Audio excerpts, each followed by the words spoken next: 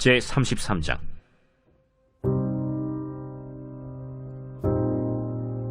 야곱이 눈을 들어보니 에서가 400명의 장정을 거느리고 오고 있는지라.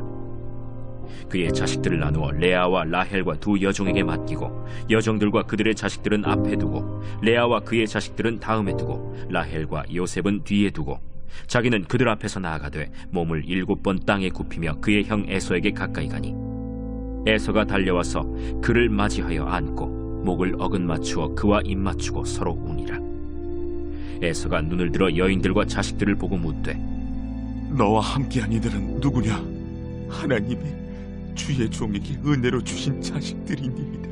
그때 여종들이 그의 자식들과 더불어 나와 절하고 레아도 그의 자식들과 더불어 나와 절하고 그 후에 요셉이 라헬과 더불어 나와 절하니 내가 만난 바 이 모든 때는 무슨 까닭이냐? 내 주께 은혜를 입으려 함이니이다.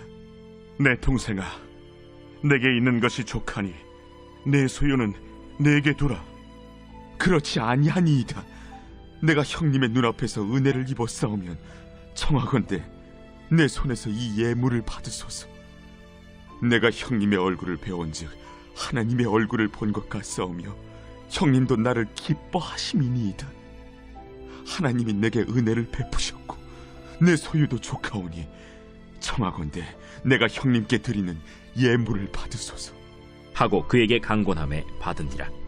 안녕하세요. 행복한 아침 묵상으로 인사를 드립니다. 요즘 성도님들의 자녀들이 결혼하는 것을 보면서 하나님 앞에 참 감사하고 있습니다. 많은 젊은이들이 요즘은 결혼을 하지 않죠. 동거를 할지언정 결혼을 하지 않습니다. 왜냐하면 결혼을 통해서 자녀를 낳고 자녀를 키우다 보면 지금까지 자기가 많은 것을 갈고 닦아왔던 귀중한 경력들이 단절된다라고 생각을 하고 있고 또 누군가로부터 내 삶이 간섭된다라는 것들을 싫어하기 때문에 결혼보다는 때로는 동거를 선택하기도 하고 결혼을 하긴 하지만 자녀를 낳지 않는 딩크족까지도 나타나고 있는 상황입니다.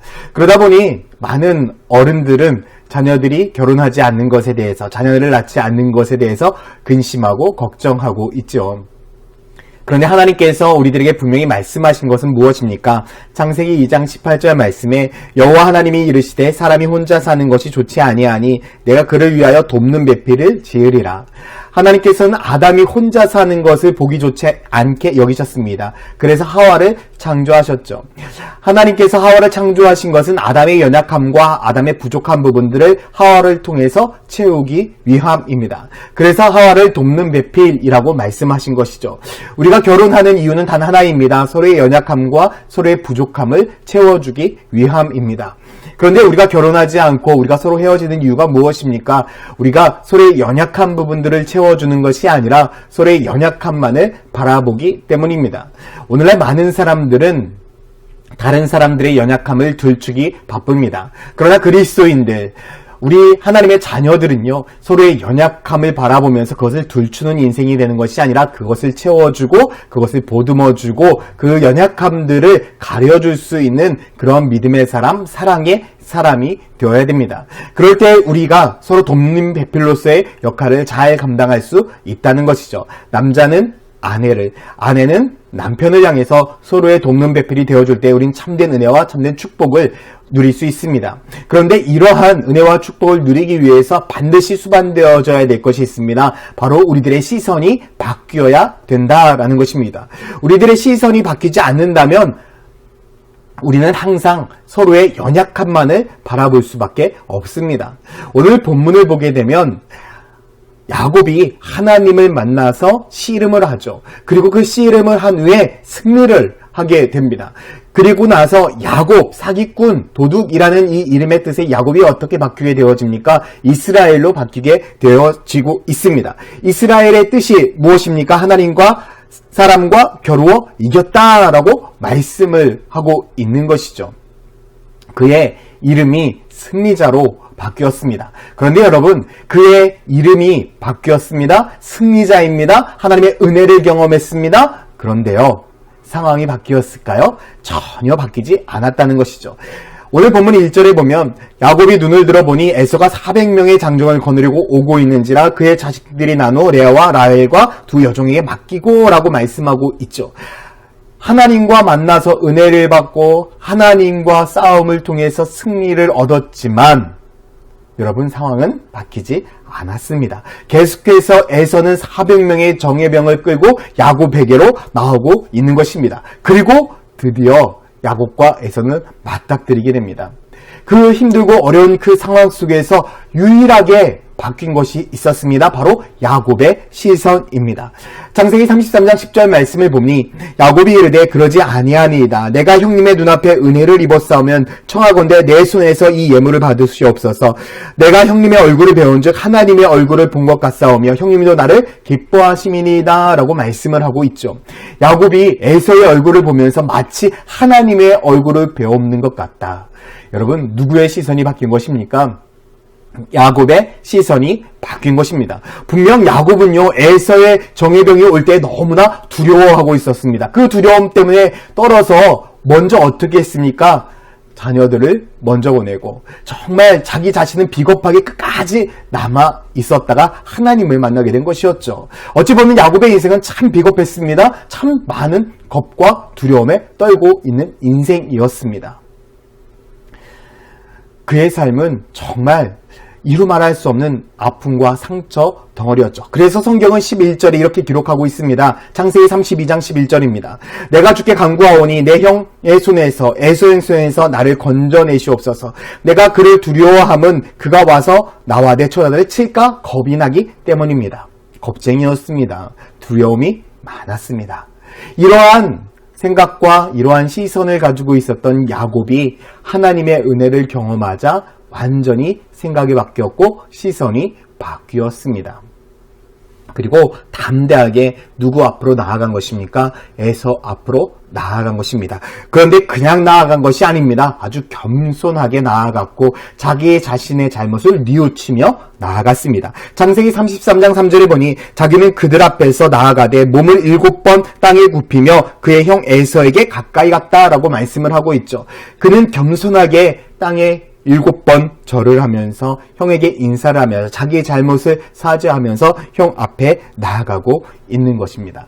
하나님의 은혜를 받은 사람은 겸손해지게 되어 있습니다. 하나님을 만난 사람은 자기 자신을 낮추게 되어 있습니다. 자기 자신의 연약함과 자기 자신의 부족함을 다 내어드리고 오히려 상대방에게 자기의 잘못을 뉘우치고 있는 것이죠.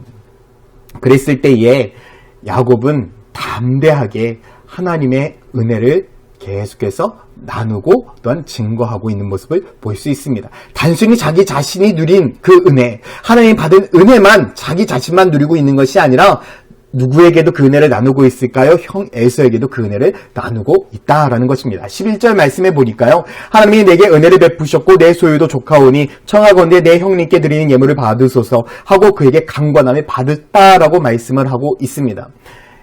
야곱은요 하나님의 은혜를 경험했습니다. 그리고 자기에게 그 은혜만 누리는 것이 아니라 형 에서에게도 그 은혜를 나누고 있는 모습을 볼 수 있죠. 여러분 진정한 회개의 사람은요 하나님께 받은 은혜를 나누는 사람입니다. 내 연약함과 내 부족함을 하나님의 은혜로 채운 사람들은요 그 은혜를 그냥 나로서 끝나는 것이 아니라 하나님의 은혜를 유통하는 사람입니다. 수많은 사람들이 힘들고 어려울 때 어떻게 합니까?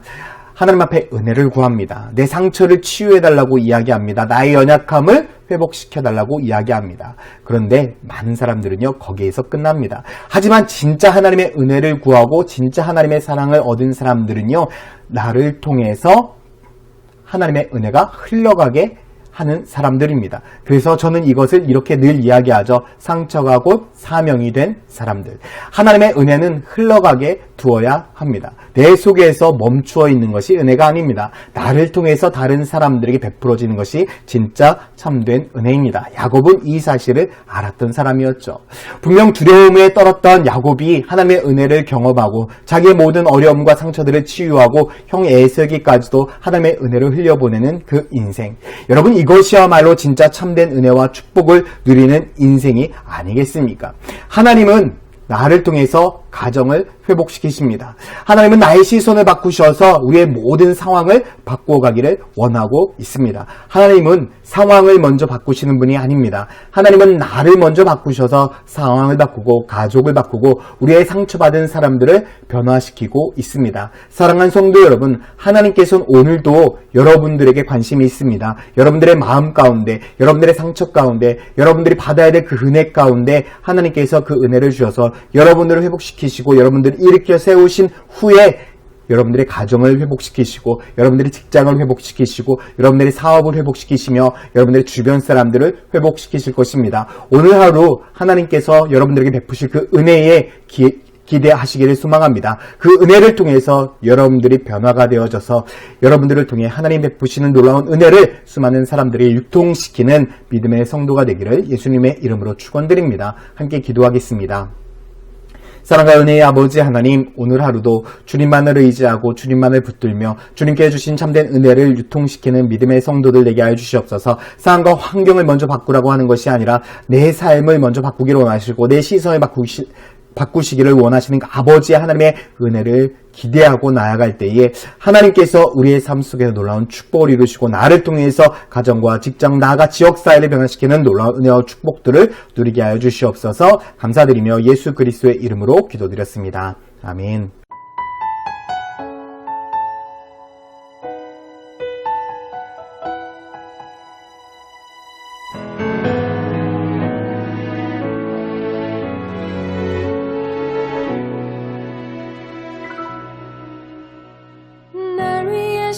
십자가에서 깨뜨리신 사랑, 오늘도 그 사랑 안에 나